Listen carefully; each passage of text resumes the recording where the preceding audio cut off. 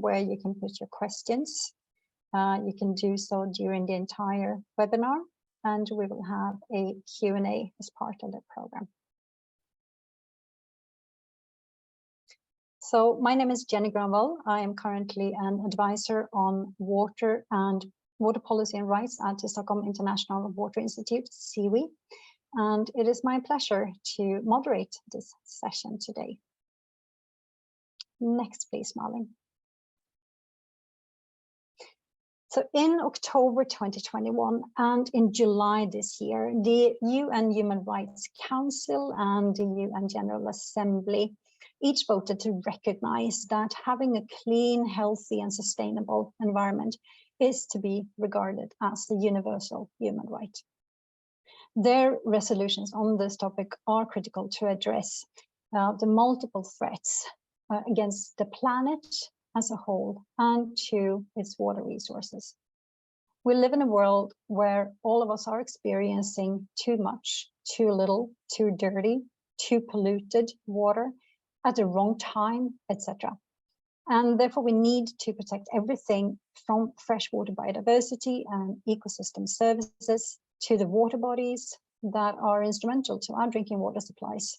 And this is increasingly critical to us and to the planet as a whole. We need to enable water conservation and more efficient use, and we must guard the ecological status of freshwater and oceans and groundwater reserves and all other types of water resources for today and for tomorrow. And we must do so holistically. Next. In January this year, the Swedish Water House at SIWI organized a webinar on the right to a healthy environment and what it means from a water resources view. And you can still catch up on this webinar on our website. So this right, it was said then in January, is not in itself a new and autonomous entitlement with corresponding obligations.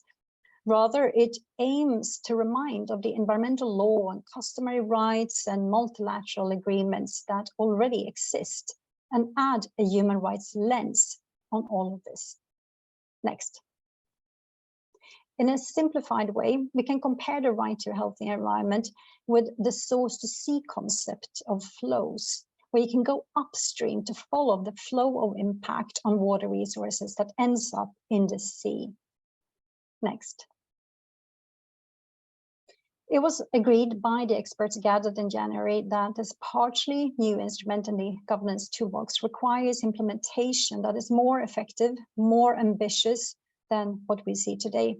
The main responsibility lies with governments to act as duty bearers by passing, but most of all by enforcing the environmental laws and agreements that are in place at the global, regional, and multilateral levels. But many actors play important roles as well, including all of us today. So the aim of this follow-up webinar is to focus on how the right to a healthy environment can be applied and realized. Next. And our program today looks like this. We will first have a keynote presentation, followed by a panel of experts. And last, we will have a youth perspective on the right to a healthy environment. And as I said, all of you in the audience are more than welcome to pose your questions in the Q&A. And you can also mention if there is a particular person you want to respond to this question of yours.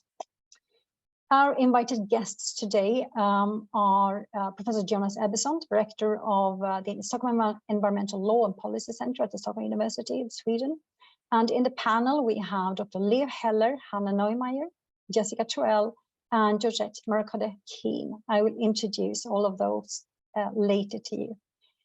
And with that, I'm happy to hand over to you, Jonas. The floor is yours.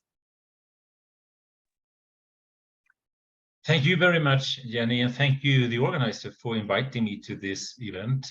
I'm joining you from Bogota, and I'm actually here to, in part, to discuss some of the points that I will also talk about and discuss with you today. So the topic for your webinar is, of course, very timely given the resolution by the United Nations General Assembly in July this year, where it recognized the right to a clean, healthy, and sustainable environment as a human right, and also notes that this right is related to other rights and existing international law. This step by the United Nations General Assembly was also very timely. The Stockholm Declaration on the Human Environment, adopted 50 years ago, set out in bold letters in Principle 1 that man has the fundamental right to freedom, equality, and adequate conditions of life in an environment of equality that permits a life of dignity and well-being. And in the preamble, which is sometimes ignored, it also sets out that both aspects of man's environment, the natural and the man-made, are essential to his well-being and to the enjoyment of basic human rights, even to life itself. A lot has been written about what happened since 1972, and I recently published an article that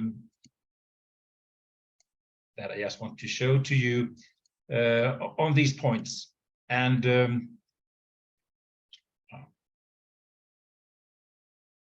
where I tried to sketch the contours, the chronology of how this right has developed since 1972. So apparently the 1972 Stockholm Declaration was ahead of its time, and the bold assertion of a human right in relation to the environment was not transformed into any legally binding treaty of global scope. And what I conclude in this piece that I showed you was that despite the fragmentary developments and the bumpy roads, the human rights approach to environment protection has been significantly consolidated in international law and governance since 1972.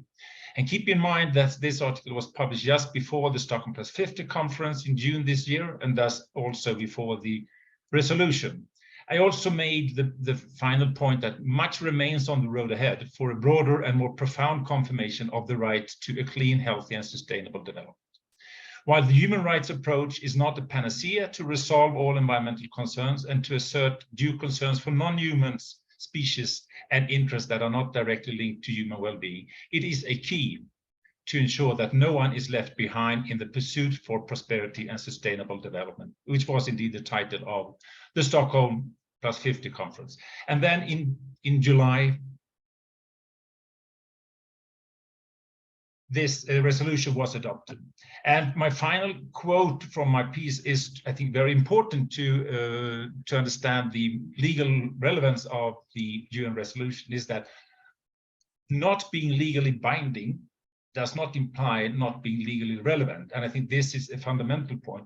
For sure, resolutions by the United Nations General Assembly are not as such legally binding, but it does not preclude important legal effects of such resolutions. So I will make some point about the human right to a clean, healthy, and sustainable environment, with particular focus on water issues and on the procedural dimension of the human rights, which is something I have been working on for many years. So, although the resolution refers to the right to clean, healthy, and sustainable environment, in many ways this also includes and applies to water. Water is indeed mentioned in the resolution when it refers to the unsustainable management and use of natural resources, the pollution of air, land, and water, etc. And my reading is that the resolution does not only apply to water with respect to water pollution, which is a great concern in itself. The right to a clean, healthy, and sustainable environment also applies to the management and use of water as a natural resource, which in my view also involves the right to access to water. And in this context, one should also keep in mind another highly important policy document adopted by the General Assembly, namely Agenda 2030 and the Sustainable Development Goals. And as you know, the Sustainable Development Goals 6 is to ensure availability and sustainable management of water sanitation for all. Now, and I will also just indicate this.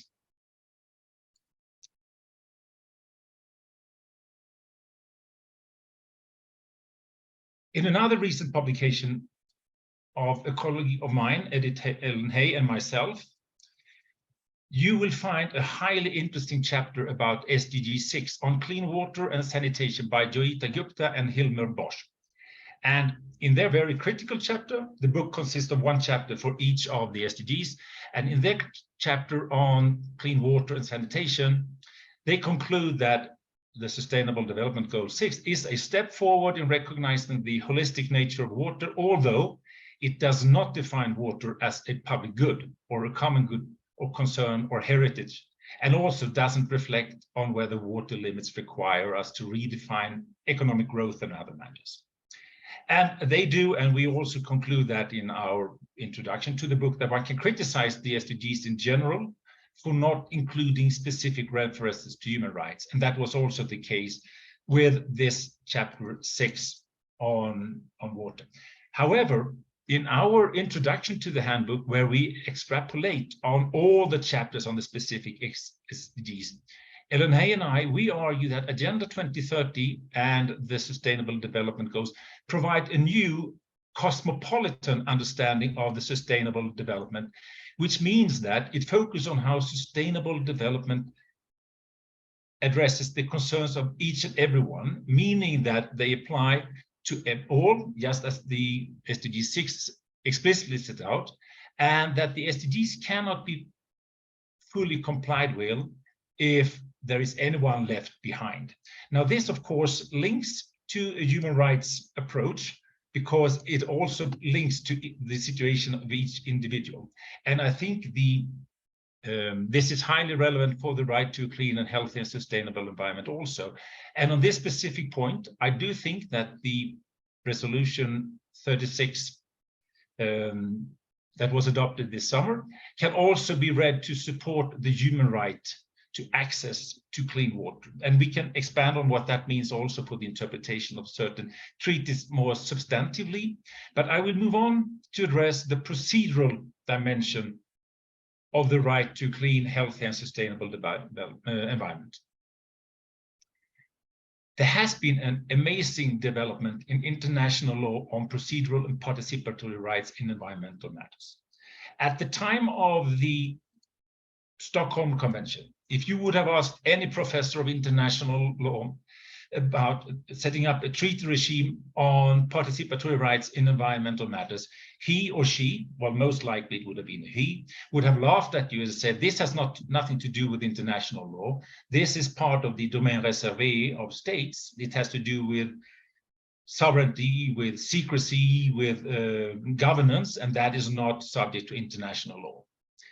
And despite some fragments in the 1970s and 80s, it was really not until the 1990s, with the Rio Declaration and the end of the Cold War and the collapse of the Soviet Union, that participatory rights in environmental matters became an issue of international law. Since then, specific environmental treaties providing for participatory rights have been adopted. The 1998 Aarhus Convention was clearly a result of the Rio conference. The negotiations started soon after the conference, and the treaty was adopted in 1998. 20 years later, the Escazú Agreement was adopted, applicable to Latin America and the Caribbean, and also another regional treaty setting out participatory rights, which is sometimes forgotten, is the 2003 revised African Nature Conservation Convention.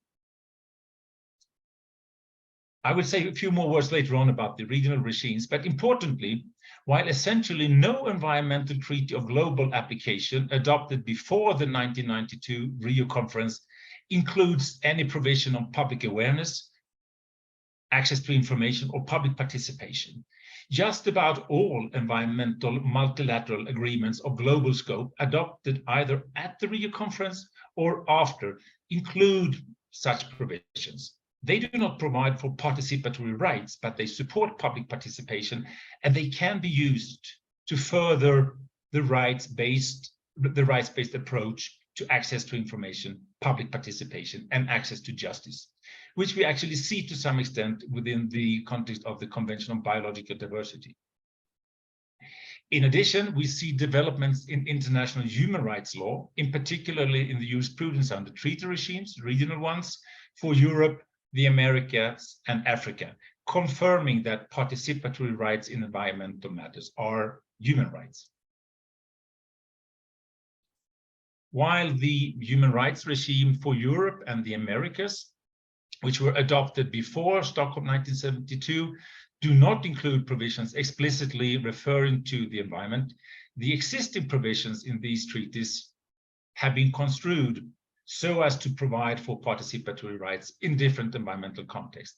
And here we can see, for instance, with the European Convention, but also in the American Convention, that the treaty bodies refer to these environmental treaties, including the Aarhus Convention and also the Rio Declaration Principle 10, in support of their jurisprudence.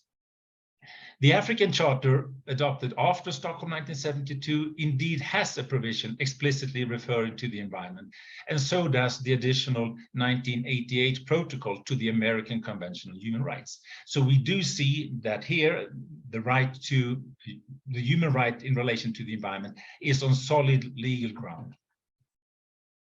Now, more precisely on participatory rights and water, the Aarhus Convention applies to most kind of aspects related to water. There is no definition of environmental or environmental matters in the Aarhus Convention, but it defines environmental information, and that is telling. And it has been used by the Aarhus Convention Compliance Committee, in which I served for 16 years, and 10 of those as the chair, when the committee was examining compliance by the parties in light of the convention. And it's obvious that water issues are covered. So not only does the convention apply to matters regarding the state of the water, but also to water in relation to human health, safety, and the conditions of human life and welfare. And it also as an integrated part of ecosystem. In addition, the convention applies to activities that may affect water. It explicitly refers to numerous activities, including waterways, groundwater abstraction, transfer of water resources, including for drinking water. But other water-related situations may also be subject to the Aarhus Convention. This means that the right to access to information applies to water-related information, which anyone can request without explaining the interest to doing so. The right to participate in decision-making applies to various water-related activities, as I just mentioned. So members of the public should be able to participate, voice their concern, and having their concerns taken into account in decision-making related to water-related activities.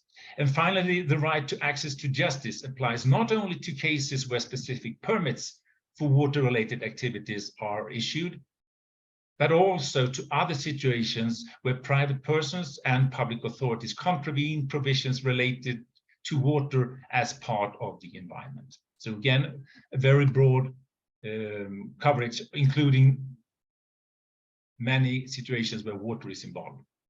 Now, in addition to these three pillars, as they are usually called, the Aarhus Convention sets out to prohibit discrimination as to citizenship, nationality, or domicile, which is relevant, not least in transboundary cases, and again, applicable also to water cases.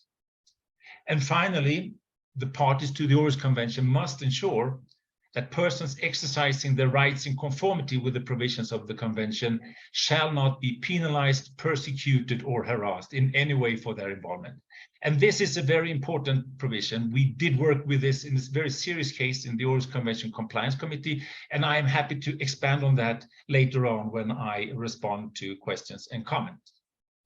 Now, the Aarhus Convention, which actually is open to accession also by countries outside the UNECE region, was the first one, but there is now a more recent sibling treaty, as I mentioned, the Escazú Agreement, which applies to Latin America and the Caribbean, is equally applicable to water. It also applies to access to information, public participation, and access to justice, and it obliges the parties to apply the non-discrimination principle. And finally, the Escazú Agreement contains an even bolder provision ordering the parties to protect human rights defenders in environmental matters. And again, my visit to Bogota here is also to discuss how the protection of human rights defenders, including water rights defenders, of course, can be improved in Colombia and elsewhere in this region. So there is very relevant developments applicable to water. There is also jurisprudence in the mentioned human rights regime supporting these matters and cases where international human rights bodies have considered water in different respects. So in my summing up of my keynote, What does the resolution add to this? Well, as I mentioned, not being legally binding does not imply that it is not legally relevant. In other words, it's relevant in many ways. It can be used and invoked before national and international courts. For sure, the international human rights bodies will be referring to it in their forthcoming decisions and jurisprudence. Other international courts and quasi-judicial bodies may use it. The dispute settlement body under the World Trade Organization may consider it. National courts may use it when applying and interpreting their national laws on environment, public health, water, etc. And it will also be used in various multilateral environmental treaty regimes for the development of new decisions, new policies, and perhaps new protocols. We see some attempts and steps to highlight the human rights dimension already in some treaties, and I'm convinced that the resolution from July this year will highlight and be used to develop this further. So by that, Jenny, I will stop, and I'm happy to respond to any comments or questions. So thank you for listening. Thank you so much, Jonas. And I'm sure you will be happy to know that there is very many in the audience from Latin America today. So you mentioned the Escazú agreement and how it applies there is, of course, very welcome there. Good to hear. I'll be happy to respond to that. Thank you, Jan. Great, excellent. Malin, we have a Mentimeter question now. Yes, thank you, Jenny and Jonas, for that presentation.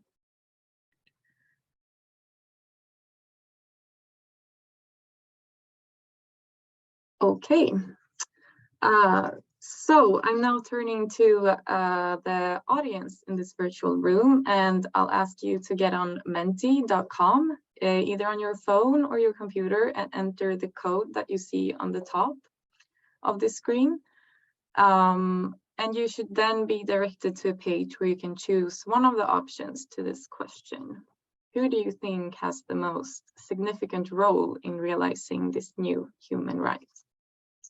And is it the governmental sector, the corporate and business sector, civil society and the human rights community, all of the above, or another option?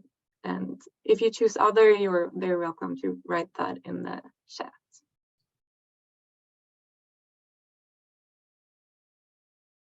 I'll stay quiet for one more minute to let you give your answers.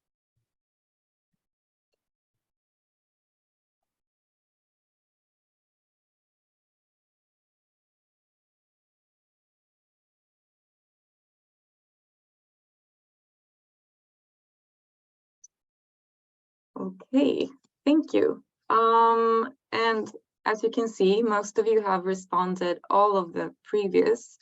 We also got a couple of answers for the governmental sector and the corporate sector.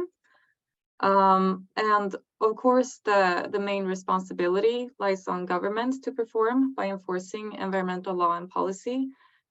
But at the same time, businesses, and in particular multinational corporations, should be made aware of and accountable for their responsibility to respect this right. And of course, also critical that civil society and the human rights community contribute to establishing a common understanding on this right. And I cannot see the comments, so I can't see if you have written anything there, but I will stop sharing this now. Thank you very much. And I will hand over to you again, Jenny. Thank you so much. That was really interesting to see how most of you think that we do need a variety of actors. We need them at multiple levels. Governance is a multi-level affair. And of course, we all need to join in. And that is why it's important that you all are here today, because we all need to advocate for this new right and push for it to become real. So Jonas is in the keynote here now. He emphasized on procedural aspects of implementing this new right and entitlement. And we had a Menti on the obligations, the corresponding obligations, the duty bearer, as Malin mentioned. In the formal way of looking at it, governments are the primary duty bearers, with the corporate sector, the non-state actors, having a far-reaching responsibility, but which not is binding as such. And today we actually don't have any private sector representatives, which we did in the webinar in January. but let's come back to that little detail later on. And I would like now to invite a panel up. And while you turn on your microphones and your cameras, I will introduce everyone. We have Dr. Leo Heller, who is a former UN Special Rapporteur on the human rights to water and sanitation. Leo served in this capacity between 2014 and 2020. And Leo is currently a researcher at the Osvaldo Cruz Foundation in Brazil. We have Hanna Neumeyer, the head of human rights at WASH United. She leads the Make Rights Real consortium and is a human rights lawyer specialized in economic, social, and cultural rights, with long experience in rights-based development cooperation. We also have Dr. Jessica Truell, who is a senior attorney and director of the International Water and Africa programs at the International Law Institute, with long experience in international development and environmental law, and a focus on sustainable water resources management. And last but not least, we have my colleague Georgette Mercado-Keen, who is a content manager at CIWI and also the Youth Empowerment Focal Point, advocating for the rights of young voices throughout our products and processes, and of course in webinars such as this. Welcome, everyone. I'd like to begin with asking a follow-up question to you, Jonas. As you mentioned, you have served in the Aarhus Convention's Compliance Committee for a long time and also shared this. And as a background, the Special Rapporteur on Human Rights and the Environment, Dr. David R. Boyd, he listed in one of his reports on this topic that we are discussing today, his 2015 report, Good Practices, the ways in which states have recognized the right to a healthy environment. And for instance, for Sweden's part in this report, it is listed that Sweden has implemented this right by signing and ratifying the Aarhus Convention, which you mentioned. So in the particular case of Sweden, the sort of only way that is recognized by which we have implemented this right is by signing an international treaty. And my question is, can you describe the role of the Aarhus Convention's Compliance Committee? What is the role of such a body, and how can it be used to further the implementation of the human rights to a healthy environment? Yes, thank you very much, Jenny. I can do, and I think now, again, given that we have some people in the audience in Latin America, I think it's very important to point out that the Escazú agreement had its first conference of the parties quite recently, and one of the decisions was to establish a similar committee for the Escazú agreement. And in April next year, there will be an extra conference of the parties to decide on who will be sitting in that one. And I've been involved in the drafting of the rules of procedure for the Escazú agreement also. So I think this is of interest not only for Europe. So it is not a court. It is a compliance committee with the main function of promoting compliance with the convention. Now, it turned out, and I think we contributed to that quite significantly in our practice, that the body has established as a quasi-judicial body, working quite similarly to a court we have, when we receive complaints, and if we find them admissible, we forward the complaint to the government and we request a reply. And then while the case is pending, we may ask for more information, and we, at least until we were overburdened with cases, we had hearings for each case in Geneva, which was in itself very important, because quite a few of the individuals or civil society organizations, they came after the hearing in Geneva saying, this is the first time we feel that the government is actually listening to us. Now, if the compliance committee finds that the state fails to comply, which we have done in numerous cases, we report that to the meeting of the parties, which then so far has endorsed all our findings. And I hope we will see a similar practice in the Escazú context, which means that these rulings, these decisions actually have a legal status of interpreting, giving a formal interpretation of what the convention requires of the parties. Now, again, it's not a court. So in addition to giving our findings and concluding legally whether a state complies, we also set up a list of recommendations on what the state must do. And then we start follow-up procedures. So I think now in the Aarhus Convention, there are some 20 states at least subject to the follow-up procedure where they have to report on measures to improve the situation. And in the worst case, the compliance committee with the meeting of the parties has a list of, you can call them sanctions. I mean, one is to issue caution, there could be others, and the most serious one is for the meeting of the parties to decide to postpone the rights and privileges under the convention. So, I mean, if you look at it from a national context, quite a few activists may be disappointing, think that they are not so important. But I would say that the unfortunate decision by Belarus earlier this year to leave the Aarhus Convention was very much a result of the work of our compliance committee, because we condemned its action, not least at the very final stage where the government was actually liquidating the NGO that had been working actively and constructively with the compliance committee. So we then recommended to the meeting of the parties to suspend these rights. And it was the first time it did. It was the first time the issue came up to a vote, and there was a strong majority in support of this. Unfortunately, rather than improving the situation and acting constructively, it had the result that Belarus left the convention. But I mean, there are some red lines you have to stick to.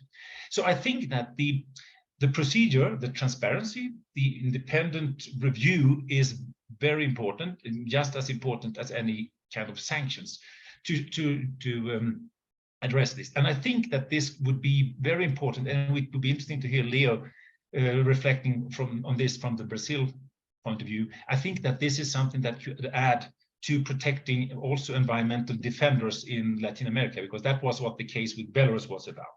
And I would be very interested to hear about it. Thank you so much for that clarification, which provides a little bit more details about Aarhus Convention and how it can be used for implementation. Before I turn to the panel now, I'm going to give each of you a couple of minutes to present yourselves more, the work you do, how it is related to this new-ish right and water resources. Let me start with Leo, please. Hello, everyone. Hello, Jenny. Thank you for the invitation. Yes, as Jenny introduced me, I'm the former Special Rapporteur on the Human Rights to Safe Drinking Water and Sanitation. I'm the predecessor of Pedro Arroyo Agudo, the current Special Rapporteur that I think most of you have already met in some occasions. I'm currently working in Brazil in research. I'm working on research related to the human rights to water and sanitation since a decade ago. And I'm also involved in social movements that struggle for the realization of the human rights to water and sanitation. So these human rights are part of my academic, professional, and personal life nowadays, I would say. So I hand over to Hannah to introduce herself. Just finding the unmute button. Thanks, Leo. So the focus of my work is actually the human rights to water and sanitation, which are often referenced in advocacy, policy, even in programming. But in my experience, and that's the relevance for this talk as well, many organizations still struggle to work with human rights in their daily work, especially at the local level, where we're talking about communities with inadequate water and sanitation services. The internationally recognized and defined human rights can be really abstract at this, you know, for CSOs and for the duty bearers in local government institutions who may not ever have heard about them. So my work focuses on trying to make rights practical there.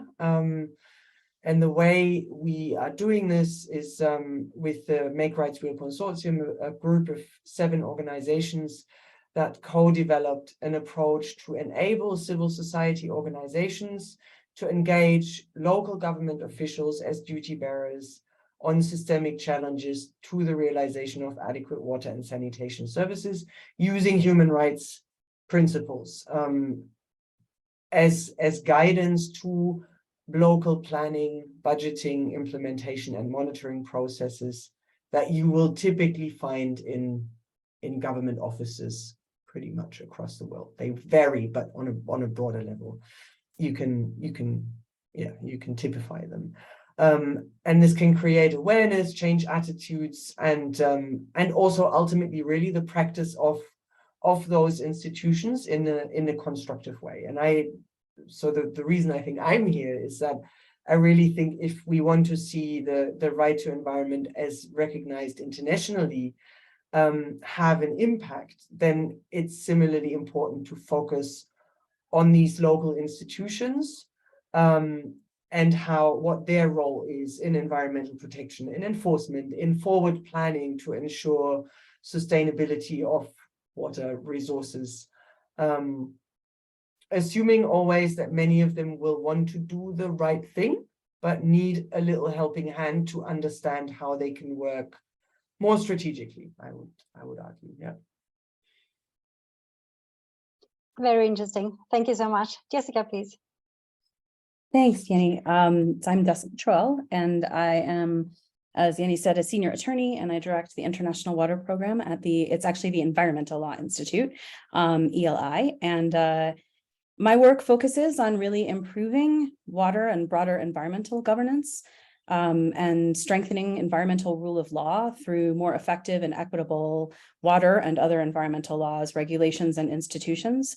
I think so a little bit similar to what Hannah was saying, my connection here is that all of this work at ELI is done through a rights-based lens, basically, and we seek ways to support countries, civil society, local communities, the private sector, to implement and enforce sustainable water governance with a focus on how these approaches can really facilitate more distributive justice of water and other natural resources, but also, importantly to what Jonas was saying, really focusing in on strengthening the capacity of multiple different kinds of stakeholders to facilitate, in particular, the participation of communities, Indigenous peoples, and the women within those communities to have more meaningful opportunities to engage in decision-making around these things and engage actively in the governance of their resources. So a lot of this work right now takes the form of focusing on water tenure of Indigenous peoples and local communities. And this has involved, defining what those rights are that are important to communities, but also then looking at how countries are actually recognizing and protecting those rights at the national level.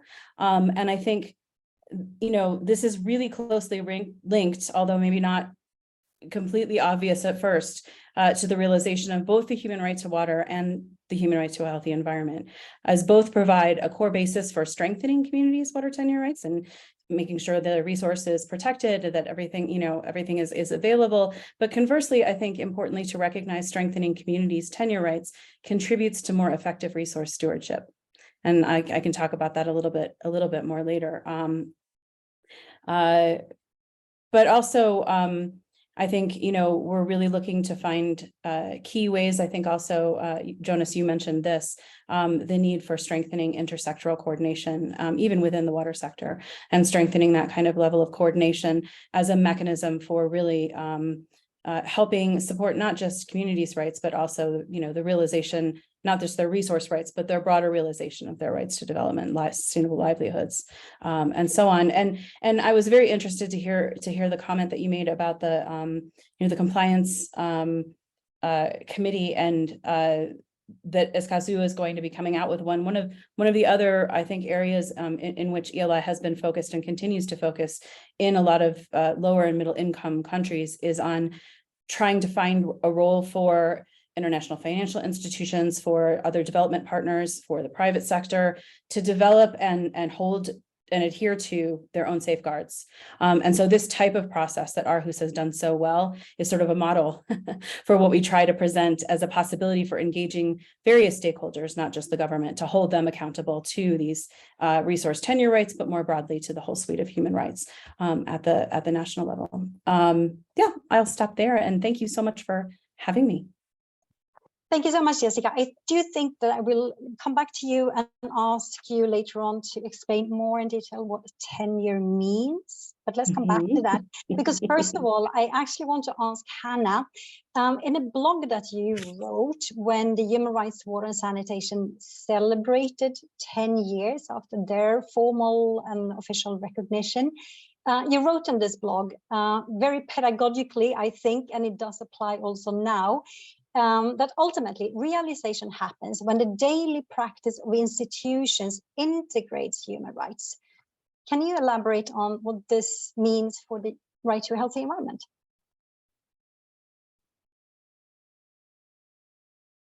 You are muted. That mute button happens at least once in every webinar. Yeah, what exactly it means for the right to environment, I think we need to discuss more here. But I think generally there's a tendency when people talk about human rights to look at that very big picture. I often hear, well, but how can we work on rights if it's not in our national constitution? How can we, don't we need to first have the legal reform? Don't we need to do all of these really, really big things? And they are important. I mean, I think there is the standard setting function that comes from these international legal political deliberations that are then condensed in a resolution, in essentially a political agreement between countries that, in this case, we now have a human right to environment. They create the overarching framework, and they create crucially a sense of obligation that can then be pulled down to the national and local level. The right to environment isn't realized at the UN. It's realized in the end for people where they live. That's true for all human rights. It's water, sanitation, health, work, education. You need the systems to function at the local level. Wider resources are involved, of course, but that's the point. And if we want rights to take effect at that level, then the constitution or the international level can instill or can inspire, but we need to look at the practice of the institutions that are responsible locally, and their work is determined by the policy that gives them the responsibility, the law that gives them the responsibility, and the smaller rules that apply. I always like to use the example of informal settlements and the lack of services there when talking about rights to water and sanitation. That is not a technical problem. It's a problem of exclusion. How can we use human rights principles of equality, non-discrimination, participation? Jonas mentioned participation and participatory rules lots of times, to nudge these institutions to work differently. Are they even aware of these inequalities and the discriminatory impacts their planning and their work may have? And what are they doing to understand and address these? And just and what institutions can we then use? Yeah. And just to pick up on the points on the participatory rules that are so important when thinking about the right to environment, I think this is similar in many other human rights too, in that many cases, especially if you look at jurisprudence on housing, on water, on sanitation, on access to healthcare, are not actually fought and won in courts on the basis of that specific right. They're often fought and won on the basis of having overlooked, having negated the right of communities, of affected people to have a seat at the table. Yeah, so it's these small rules and the practice and the interpretation of them in local institutions that matter. If we can bring human rights principles into that thinking, then we will achieve a shifting of the focus of institutional practice. And I think that's really important if we want rights to have a meaning at the local and practical level. Indeed. of course, is not only the, as Jonas also referred to, not only the binding regulatory frameworks, not only the very sort of high level constitutional rights, it's very much the local bylaws, the policies, the planning, and that emanates in practice. Thank you so much, Anna. Leah, I want to turn to you, and I actually want to take like a step back in the process. So before this right to healthy environment was formally recognized first by the Human Rights Council and then the General Assembly in this last year, this right was often referred to as an emerging right. And now we see those references to how this right is a result of a greening process. We have this in the title of this webinar today. Can you describe a little bit what this greening of the human rights regime consists in? And do you think it is a clever and innovative construction as such? If you allow, I will react to Jonas' question first about Brazil. It's very hard to describe the Brazil situation. As you know, we are in a transitional phase now.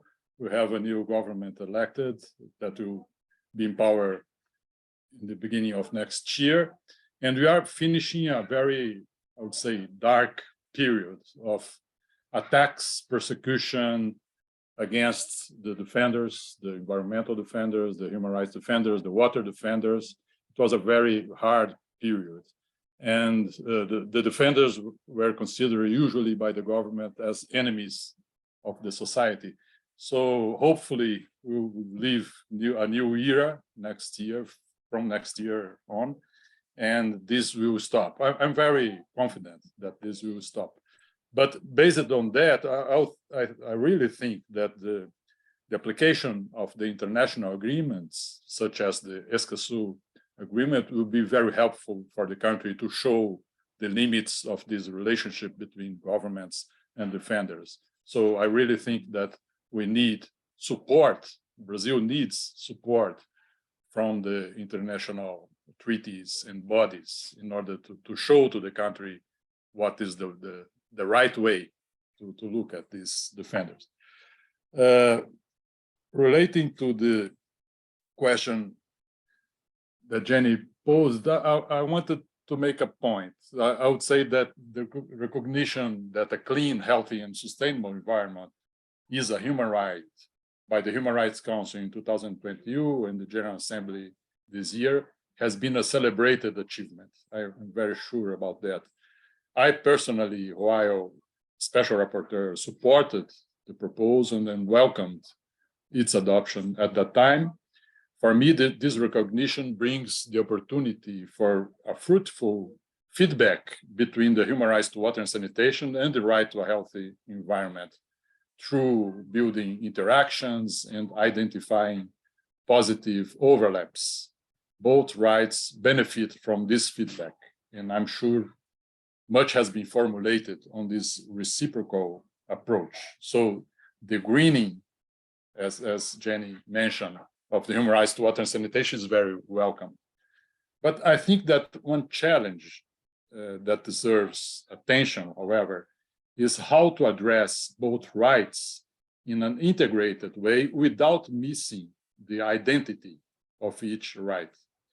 From the perspective of the rights to water and sanitation, one concern is that if the blue agenda and the brown agenda of the human rights of a healthy environment subsume the right to water and the right to sanitation, these rights risk missing some of their dimensions, their key dimensions. So I think we need to think seriously on that.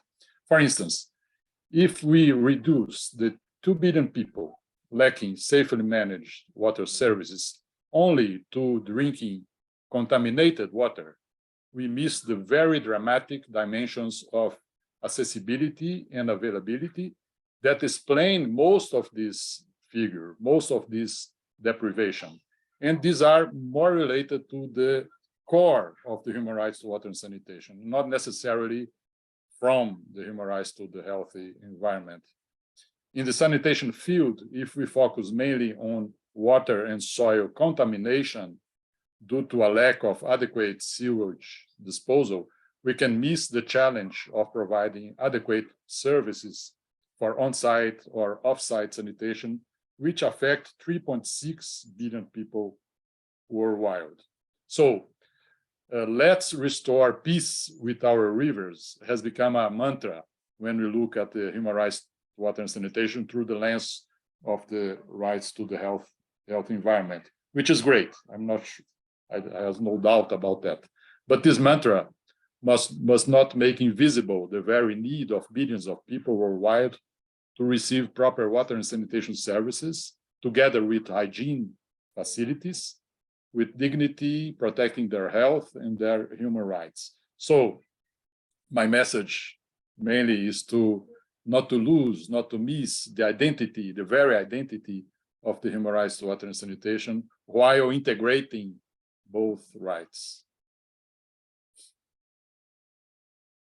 Indeed, thank you so much. And of course, there are very many other rights than the rights to water and sanitation, that the right to healthy environment in turns aims to underpin. That is the right to life, that is the right to make a living through gainful work, it's right to culture, and a number of other human rights that are existing. And here today we are focusing on water resources, and water resources, just to clarify, we're talking about everything from rainwater to wastewater to groundwater, absolutely everything. And one, you could say, small part of that is the drinking water, and interlinked with that the sanitation system and the wastewater treatment that you refer to, Leo. And all of this is supposed to be part of an integrated approach where no right is worth more or being implemented before another. But we do have the general comment number 15 on the right to water, which does say in an authoritative manner, not binding, but still recommending that the drinking water should be prioritized above other needs, other sectors of society. So also, for instance, before water is allocated for irrigation and food production. And I think I will want to come back to you, Leo, on this. But before that, I want to turn to Jessica. And I know that you have been working a lot in supporting and assisting countries when they reform the water law and environmental law in general. And so if a country turns to you and ELI and they want this kind of support, what would you say are the most important matters for actors at different levels to realize this new right to a healthy environment alongside other human rights? Thanks, Jenny. If it's okay, I'd like to add just a small comment to Leo's on not losing sight of the human right to water, which I fully agree with.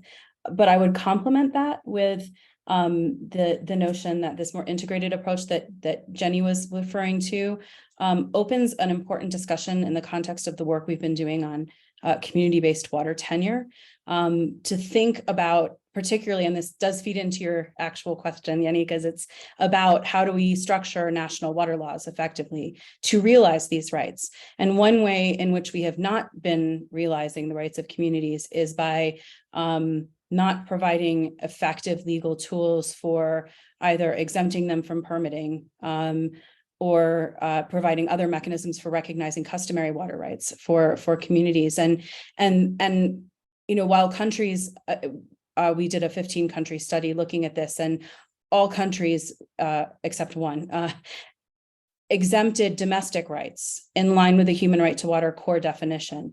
But when you get to what is the progressive realization of the right to water for sustainable livelihoods and for sustainable development beyond that core area, and again, I fully agree, we need to not neglect the core definition. I live in Zimbabwe and I see the impact personally every day of people not having access or who used to have access and now no longer have access to safe drinking water and for domestic purposes. But this discussion around how can we create water governance institutions and laws at the national level so that we are looking at this focus on no one left behind. And that means how do we integrally support the multiple use needs of rural communities, really Indigenous peoples, rural communities, and the women within those communities. And so that, I think, one important way is to think about this discussion around the linkages between the two rights as supporting, healthy stewardship of these community territories and lands, watersheds, for providing, enough water to support sustainable livelihoods and development overall to achieve these other goals amongst the SDGs.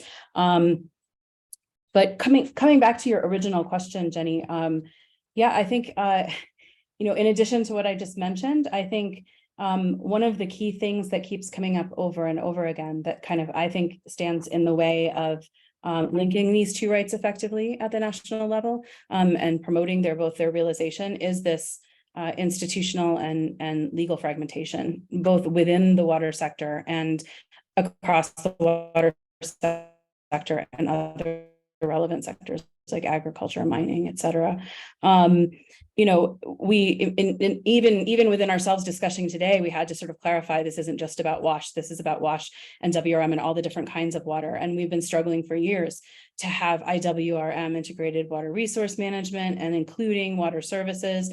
And we've not effectively done that at the national level in most countries. It's still separated from an institutional mandate. It's still separated from regulatory mandates. And ultimately, this really undermines the ability of countries to effectively plan and manage their water resources well, both to prioritize, vulnerable populations and their access to water, but also more broadly to protect water resources effectively, because different sectors are going off and doing their own things. And while we have, I would say the other piece of that is, while we do have many tools within existing water legislation to do things like manage water source protection, pollution prevention, ecosystem-based approaches, we also struggle with failures in implementation and enforcement. So really focusing in on how do we strengthen the overall governance capacity of the countries to implement and enforce what they already have in light of this rights-based approach,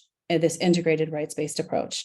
For example, WASH service providers, at the local level can play a hugely important role in planning and financing and implementing water source protection. But this requires an institutional platform for that coordination.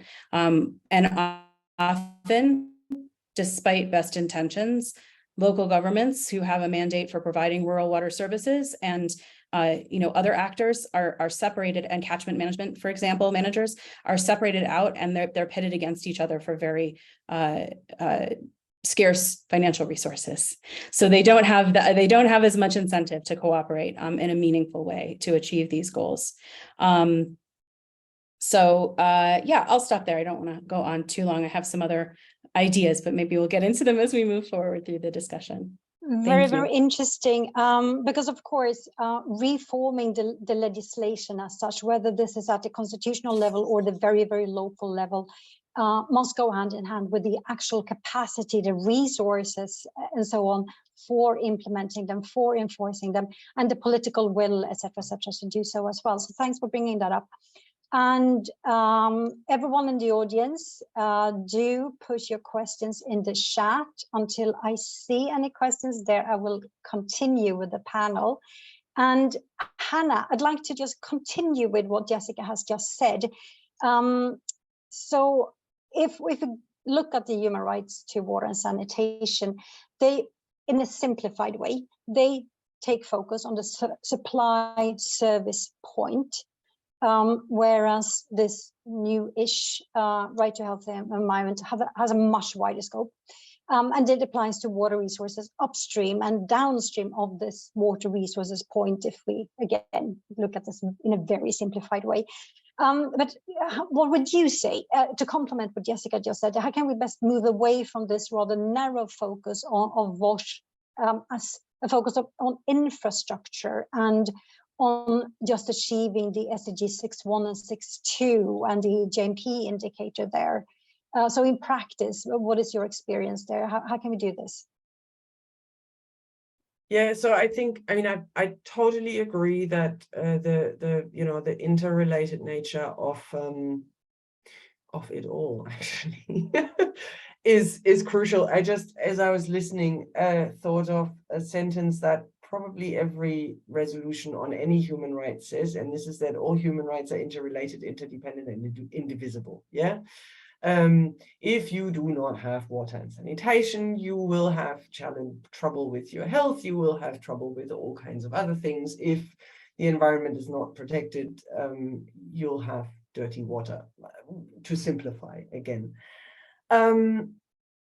There's a tendency we have to try and we as humans, I think, to try and create little compartmentalized boxes that seem to be easy to understand. And that might be where the focus often on, or the zooming in on the tap and the toilet, in the case of the rights to water and sanitation, comes from.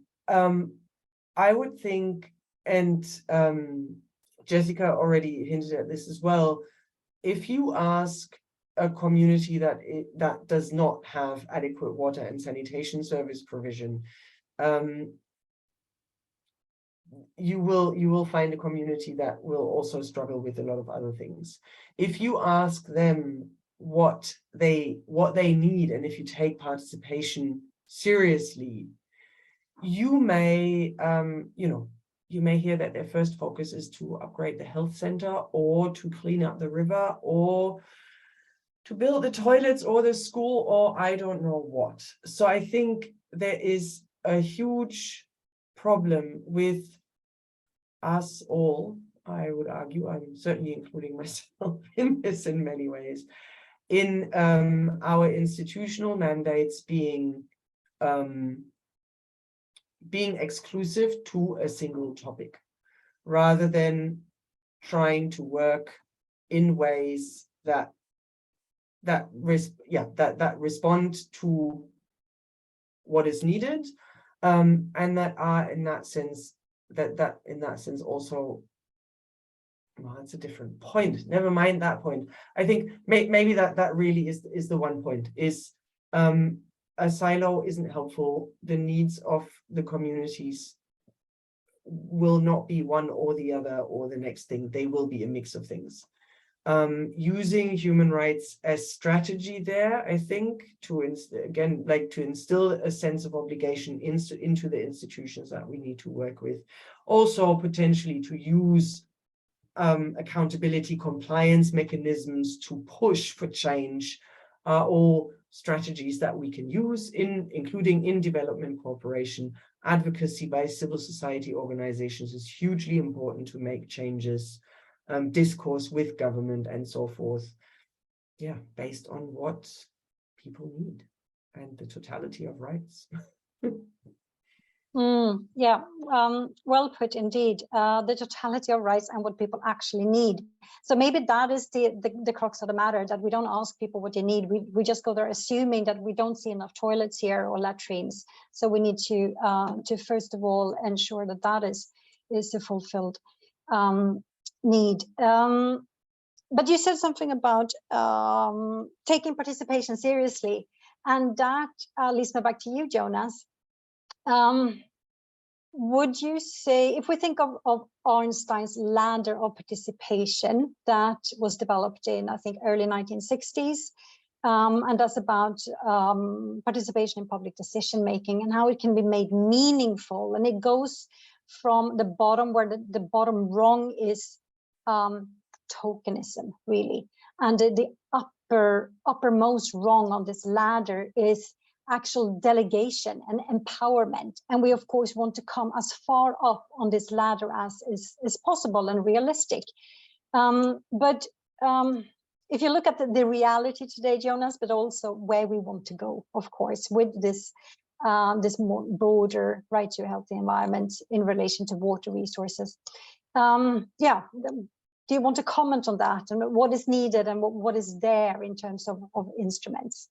What I can say, I think, is that, and I hope that I then touch on your the way you explained it here, is that participatory rights. Well, we're living in dark times, I think, as Leo says, and it's easy to be cynical. It's easy to show that there is no progress. But I think it's important also to stress where we see that things can happen, where things work, where we can see change. And I forgot to mention that I was recently informed that there may be some initial negotiations also for some kind of regime in Southeast Asia on this matter. So it's expanding.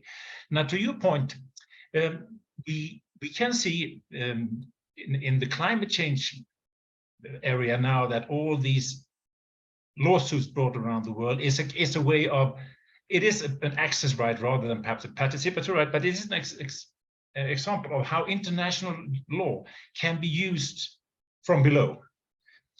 In addition to dealing with climate change globally at the intergovernmental level, this is a way where civil society organizations and individuals use international law, including, not least, human rights law, to promote these points. And I see no reason why that should not be possible also in the area of water. So I think this is, again, one point. And if I may just I have 3 short comments also to what I listened to, if I can make that one. I think the point that Leo made about, again, and of course Hannah and Jessica too, that is, even though the resolution focuses on the environment, I think it's not difficult to argue that it also covers most aspects of water and that it also strengthens the water dimension to that. I think it's very important that those 2 elements are integrated. I think that is our point of departure here. Yeah, really. But I mean, there are also arguments saying that, okay, this is environment, but water may not be fully included. I think it's very important to stress that for sure, no doubt about it. Secondly, on Leo's point about Brazil, well, I would hope that Brazil, now with the new government, show a more interest in the Escazú Treaty, because we see now that we have Argentina, Chile, Colombia, Mexico, some really big players, in addition to the smaller countries, being part of that. And of course, Brazil would make a tremendous impact, not only for this regime, but again, to show outside the world that this is an important element. So I really hope that. My last point, I think it was Jessica who mentioned that, maybe also Hannah, is about corporate responsibility in relation to this. And I think one should not neglect that.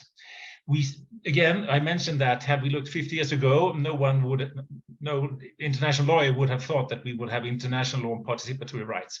If we go back 20 years, quite a lot of the human rights lawyers, they were not very happy to apply these to private actors, insisting that human rights was a matter for the governments. But we can see now very strong confirmation by scholars, by international institutions, by courts of the human rights dimension to corporate sector. The UN guiding principles is one good example.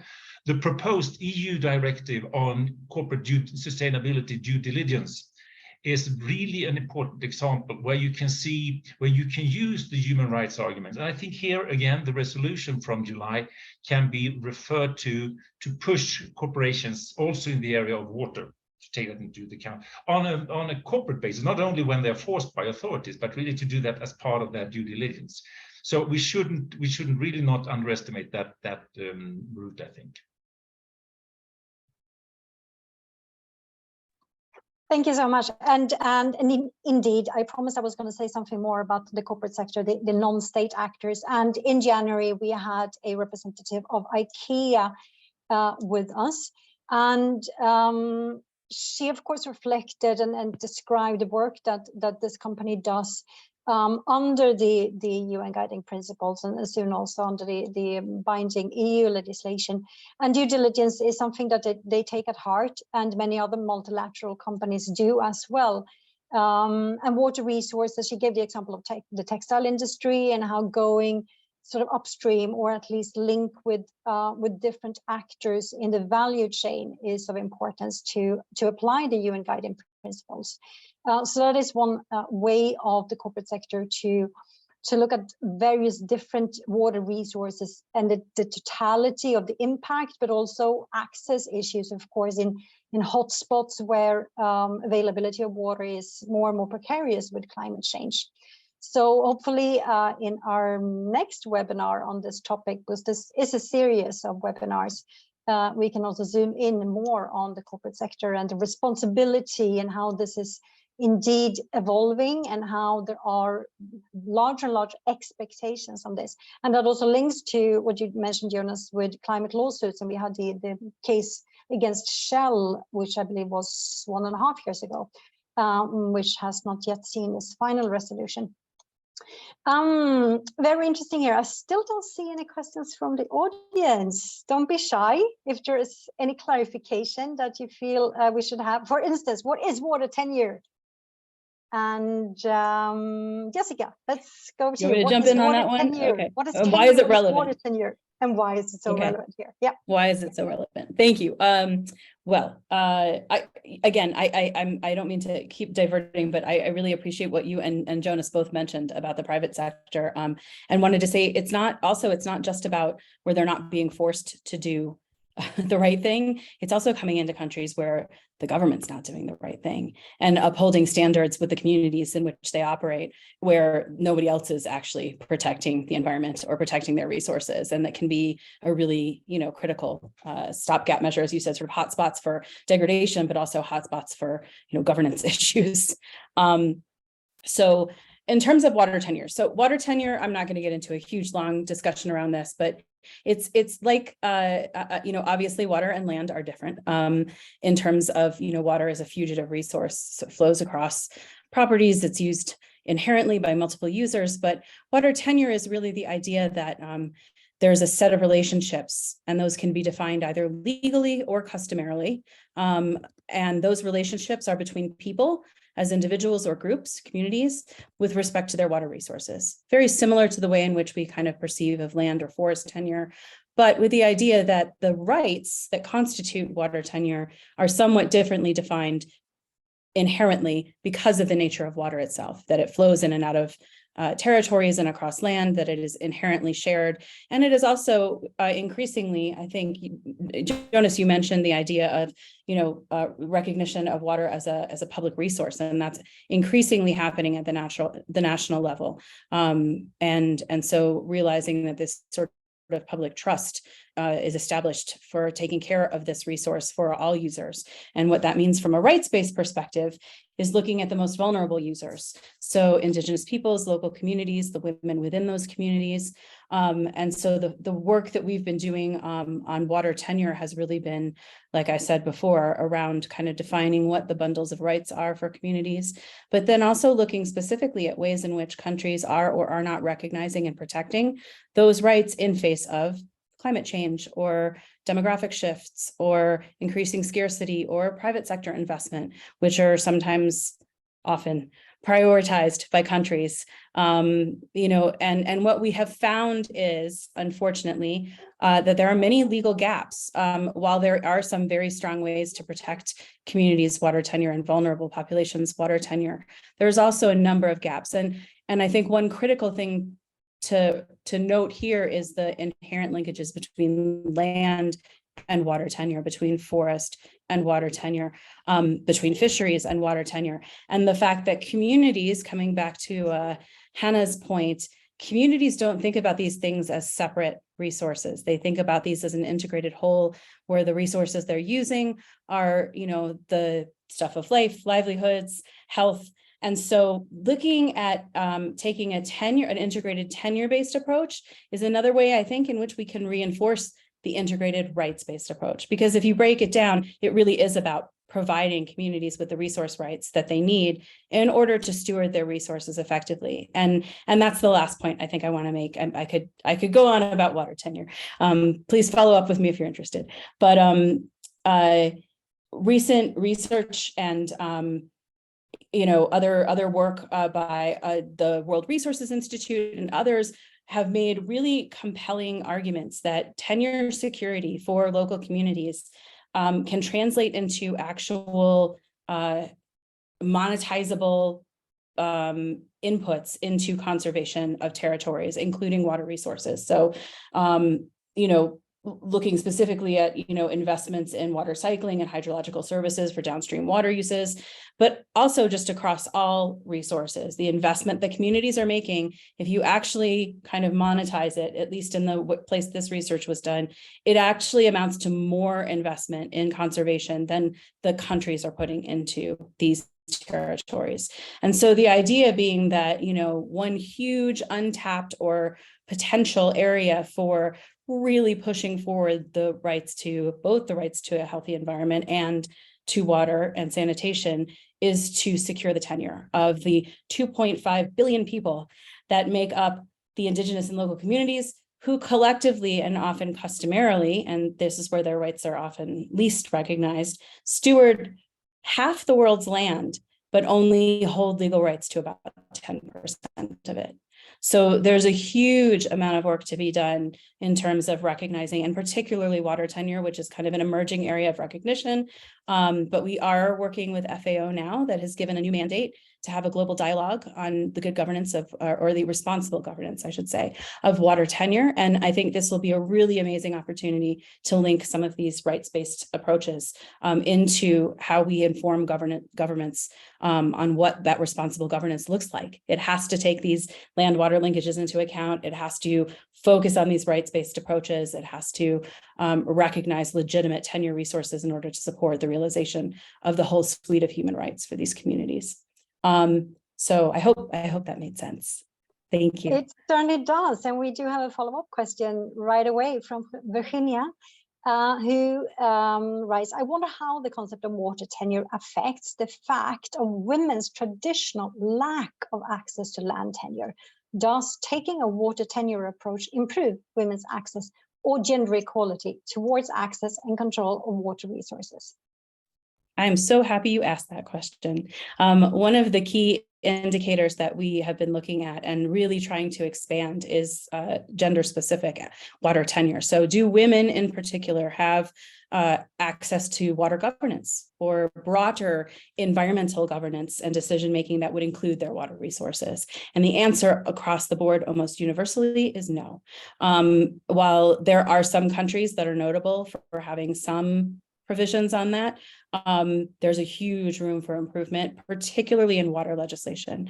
The water laws are really lagging behind in this area. But I would say equally to this human rights-based approach, this sort of integrated tenure-based approach, because women's water rights are above 60% of the time in the countries we've looked at, legally dependent on their land or forest rights.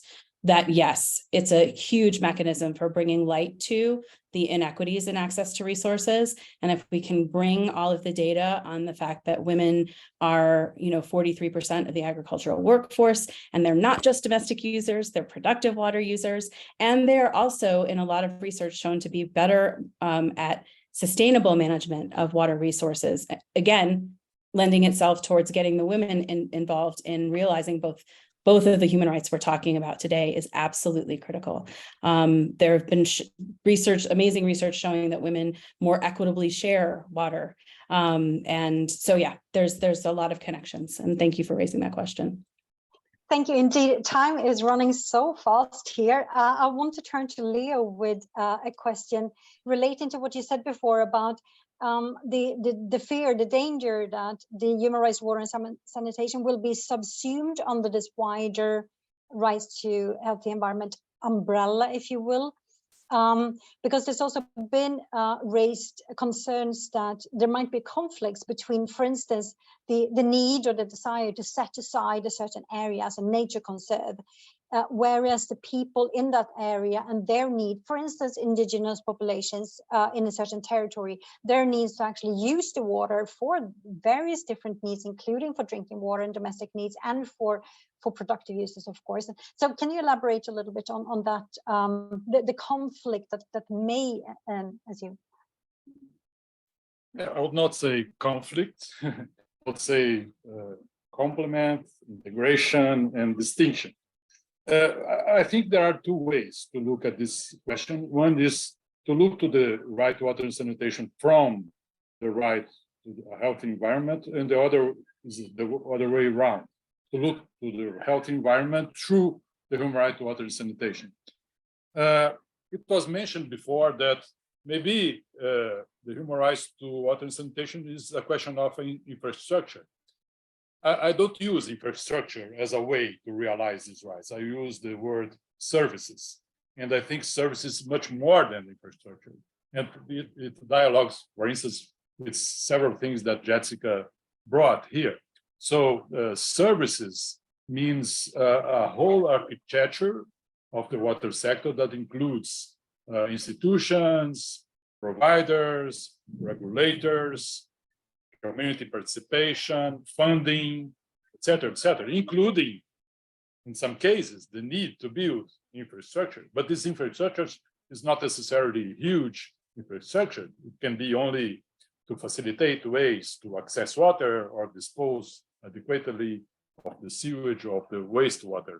So I think it is important to think on this issue through the lens of the services. And when we look from the human rights to water and sanitation services to the human rights to a healthy environment, necessarily it's important to think on the water sources, the protection of the water sources. You mentioned the situation of an indigenous community, for instance, that uses directly water. So this is part of the human rights to water and sanitation, but in this case, water for drinking, not for other uses. You mentioned before the priority that General Comment 15 brought to water for personal uses and domestic uses against other economic uses, for instance. And also, you need to look at the downstream from the sanitation chain in order to protect the water environment. This water environment, in many situations, is the water sources of downstream communities. So this is my perspective, because I'm, as you know, I work with the human rights to water and sanitation. But it's very welcome when the human rights to health environment look into the human rights to water and sanitation and bring different perspectives in order to call the attention of the water sector for the need to have a healthy environment. Great, and I have so many more questions, and I can see that all of you are bursting with things that you want to say, but I will now leave over to Georgette for a youth perspective, please. Thank you, Jenny. And thank you to all of today's speakers. Listening to you all, I actually felt a little bit moved as I was sort of considering the power that, as we've been discussing, the human rights framework can hold if, as discussed, it's mainstreamed into policy and practice and felt by those who it's supposed to be protecting.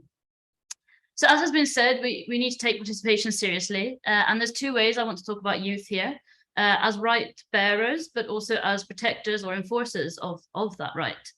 And we're not just talking about the rights of youth and children now, we're also referring to future and unborn generations, because protecting the human right to a healthy environment is inextricably about the future. It is the same environment that is going to continue to exist for centuries to come. And the question is, will it be healthy for generations to come? And a true understanding and consideration of the rights of future generations would be transformative in this space and many others, because it could and should be this driving force that could lead our societies towards this long-term respect for living things. And one example of youth, I think it was to maybe touched upon earlier, recognizing the rights they bear. Was in Colombia in 2018, a group of 25 young plaintiffs, they ranged in age from 7 to 26, and they filed a lawsuit against their government, demanding the government to protect their right to a healthy environment. And the ruling went in their favor, saying that without a healthy environment, subjects of law and living beings in general will not be able to survive, let alone safeguard those rights for our children or for future generations. And Jessica, you mentioned a focus on building capacity in communities so they can engage in decision making, so they can engage actively in the governance of their resources. And one of these groups is, of course, young people. And what their participation, I think, can do is facilitate this intergenerational exchange of knowledge and practice, which can only strengthen any of those sorts of participatory processes. And now I'm starting to cross over into the capacity of youth as protectors or enforcers of the right to a healthy environment. But how? By being armed with the tools necessary. In the case in Colombia, it was an understanding of how deforestation was jeopardizing their rights and future rights to a healthy environment that prompted the court case. And it's crucial that we and youth are not only aware of the threats of climate change, water pollution, biodiversity loss, but also understand what actions can be taken, what measures are or should be there to protect them. And a more interdisciplinary approach to primary and secondary and further education could facilitate this understanding of interlinkages between such issues. And it would also help provide concrete routes to action for those galvanized by the problems I mentioned. For example, they could study, become environmental lawyers and protect their and other rights to a healthy environment. And as we've heard today, there is much work being done, but it does need to be continued. There must be a future generation that is not only willing, but able to pick up the torch and carry it forward. And young people are often categorized in the activist role. And while this is necessary, it can also be limiting, because there is only a certain amount of action that an activist alone can galvanize before being hindered by things like political will, access to finance, existing legislation, and empowering youth and future generations with pathways to roles and professions where they can achieve influence, for example, by becoming a politician with a deep understanding of the impact of water pollution on the human rights to a healthy environment, and the will to change things would be a vital piece of this puzzle. Or even say a lawyer with a strong connection to their community, ensuring that legislation is participatory and local knowledge or indigenous knowledge can make its way into the halls of power. And Jonas, you and others mentioned the need for intersectoral work to ensure that the human right that we've been discussing, or the human rights that we've been discussing today. And Hannah, you echoed this, actually going further and saying that we're maybe even being held back by a focus on single issues. And I think education, capacity building and empowerment of current and future generations is a perfect opportunity to break down these silos, with a human rights-based approach being a fantastic catalyst. We've heard a lot of interesting and thought-provoking things today. So I'll ask you to just take away one more message from me. And that is that the inclusion and empowerment of youth is fundamental to the success of protecting human rights today, tomorrow, and for future generations. Thank you, Jenny, and thank you, everybody. Thank you so much, Georgia. That was extremely inspiring. And just as a clarification, at CEWE, we regard youth as people up to the age of 36, right? And we don't, do we include children as such in this youth empowerment, Georgette? So not within CEWE's work, as another stakeholders that we work with are under the age of 18. But for example, the UN definition is obviously more general and goes all the way down to children. Of course. Very, very good. I will just wrap up with a few words. This has been indeed very inspiring. I hope and think that the audience has also taken away a lot. And because this is recorded and the webinar will be available for some time to come, we also know that people do listen in afterwards, and we do view those webinars as a way of capacitating various different actors, from the general rights holders all the way up to the decision makers in governments and at UN level, etc., etc. What I think we can safely say is that further clarifications will be needed as to the scope and the content of the right to a healthy environment with respect to water resources. And of course, also how in practice we can actually implement this right, how we can realize it alongside all other human rights and obligations and responsibilities of the corporate sector and of us all in relation to future generations, of course, because we have responsibilities too. I think that's important to say. And now my computer just died, and I hope that you can still hear me because everything went black at my side. We can. We can, okay. Now I hear it beeping, okay. Because everything is black, I'm looking into a black screen. I just want to say thank you, everyone. Thank you, Jonas and Jessica and Hannah and Leo and Georgette, and to Malin, of course. And see you next time when we have a webinar on the right to a healthy environment. Thank you and bye. Thank you back. Thank you, everyone. Thank you. Bye-bye. Yes, Thank you, thank everyone. you. Bye.